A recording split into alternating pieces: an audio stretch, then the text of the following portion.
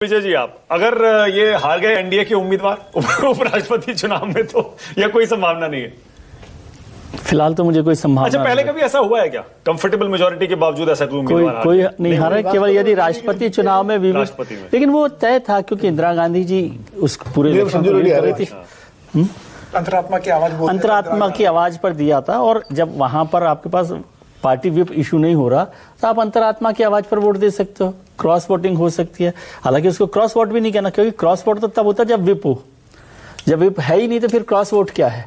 लेकिन party line से अलग जाकर, और अभी मुझे लग रहा है कि जितनी स्थिति अभी बनी हुई है, जितना एनडीए को वोट मिलना चाहिए आज की गणित में, उससे ज्यादा वोट राधाकृष्णन जी को मिलने की संभावना मुझे दिखती है। अगर कोई वोट जाएगा तो वो, हालांकि ये नहीं कह सकते आप कि एनडीए से नहीं टूट सकते, लेकिन जो अभी संभावना मुझे लग रही है, और जैसे चंद्रबाबू जी का जिक्र आपने किया, नीतीश जी का जिक्र किया, नायडू साहब बहुत हार्ड बार्गेनर तो हैं ही, लेकिन आज कोई पॉलिटिकल रिपरकशन दिख रहा है उसका? यदि ये सरकार गिरने की स्थिति में होती, ये सरकार कमजोर होती, तब ये सारी बातें होती कि हाँ भाई इधर चले जाएंगे तो क्या चेंज होगा। आज की तारीख में ऐसी पॉलिटिकल सिचुएशन सेंटर में नहीं है कि जो एक गठबंधन है वो तोड़कर आप दूसरे गठबंधन के साथ सरकार बना लें। भले वो किसी को सूट नहीं करता है, किसी को सूट नहीं करता, किसी के लिए अभी प्रैक्टिकली पॉसिबल नहीं है।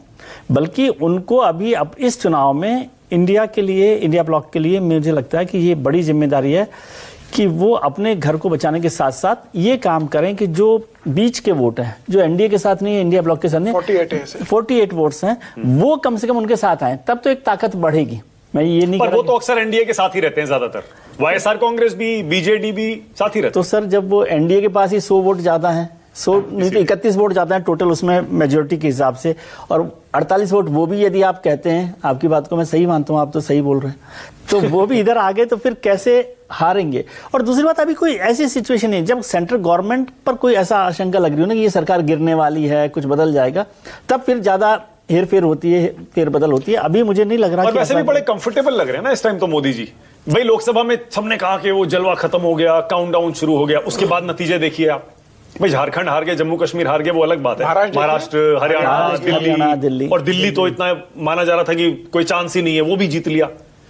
देखिए लोकतंत्र में, मतलब डेमोक्रेसी में, एक तो सरकारों के गिरने की संभावना हर दिन रहती है, मतलब चर्चा में, और दूसरी लोकतंत्र की हत्या संसद में रोजाना होती है।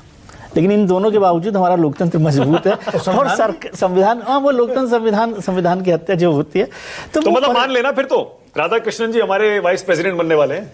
उनकी डेट तय होनी है कि 14 को करना, 15 को करना, ऐसी संभावना। उससे कोई मैसेजिंग होगी क्या? कोई कंफर्टेबली एनडीए निकाल लेता है?